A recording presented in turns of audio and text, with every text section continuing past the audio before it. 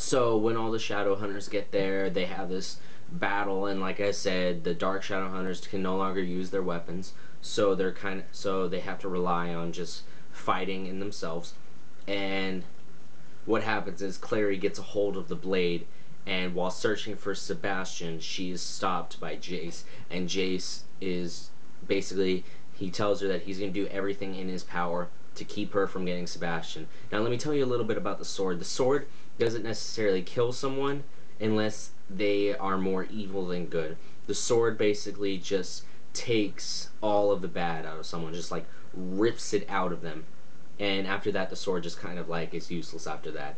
Um, Now, the sword will only kill you if you are more evil than you are good, but most of the time that's what it's been used for. So she's kind of freaking out. She doesn't know what to do. Jace is standing in her way. She can't get to Sebastian, which this would kill him. This is probably one of the only ways he would die. And she comes to a decision. She believes in her heart that Jace is more good than he is evil. So she stabs Jace basically through the heart. It probably should have killed him just because of the wound. If you read the book, you'll understand more about the actual wound. But in reality, it probably should have killed him. But he...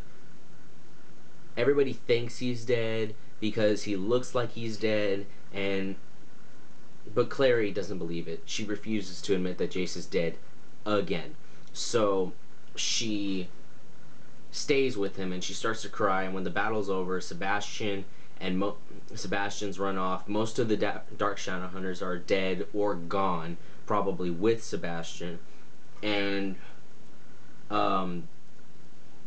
it turns out that Jace doesn't die. Like, he has a very faint pulse, but Clary finds it, and they get him immediate help. But weeks go by, and she's not allowed to see him. And when she finally is allowed to see him, she goes up to him, and it turns out that the sword filled him with this thing called sacred fire, and basically it's running through him, and anyone who touches him will get burned. But Clary doesn't care. She still touches him, and for some reason it doesn't affect her, and they think it has to do with her extra angelic blood. After that, Alec goes. It cuts to Alec and Magnus.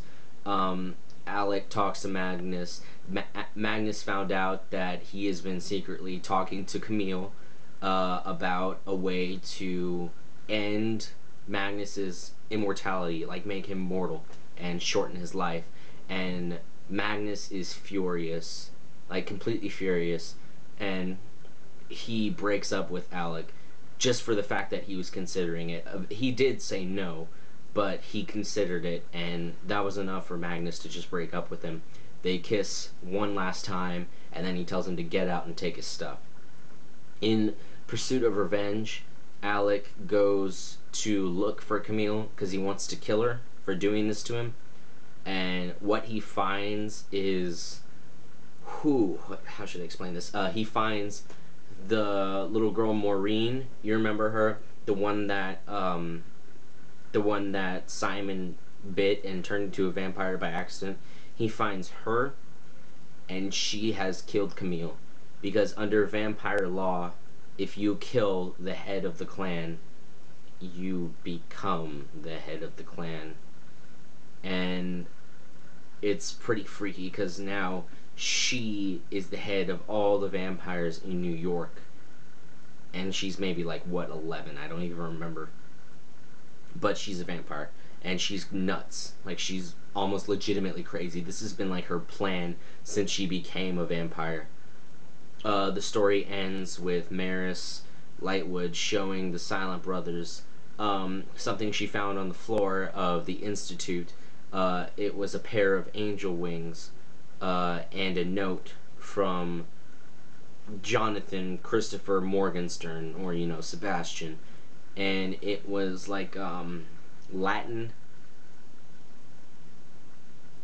I think it's pronounced Urkomai. I'm not quite sure. but in Latin it means I am coming. And that's where the book ends. So I don't know what's going to happen in the 6th book, but I am really looking forward to it. I think it comes out in like August. I'm not quite sure. But I guess we'll all find out. So thank you for watching all of these. I'm sorry about all the spoilers if that's not what you were looking for, but if you weren't looking for that, you probably shouldn't have watched the 2nd, 3rd, and now the 4th video. So kind of your fault.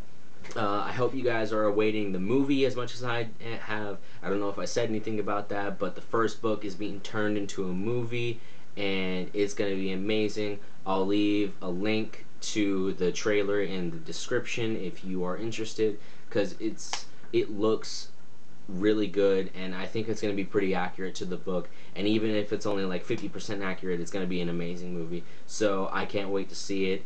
For those of you who like these books, I know you can't wait to see it. And thank you for watching these videos. Here's a little, the next book series I'm going to be talking about, because I'm hoping to make this kind of a regular thing, not every Saturday, but just like make the videos for book reviews and possibly even movie reviews later a regular thing. The next book that I'm going to be reviewing is Divergent by Veronica Roth. I've read it recently and I couldn't put it down, or at least I didn't want to put it down. At points I had to. I didn't have a choice, but it's an amazing book. You'll hear more about it the next time I do something like this. I'll probably make another video for you guys very soon, because I'm hoping to do this a lot more. But I'm gonna try and make as many videos as I can before I actually get hired somewhere and make it and get a job, and you know, I'm not able to do this as much. So I love you guys, and I'll see you next week at the very least. So good night, good morning, good afternoon. It doesn't matter, because wherever you are, it's all good. What can I do to get the weekdays behind me? Watsky, remind me. Thank you kindly. Monday in the nutsack, wedgie Wednesday butt crack. I'm coming hard for Friday, and if you're not, get the f back. Kick Monday in the nutsack, wedgie Wednesday butt crack. I'm coming hard for Friday.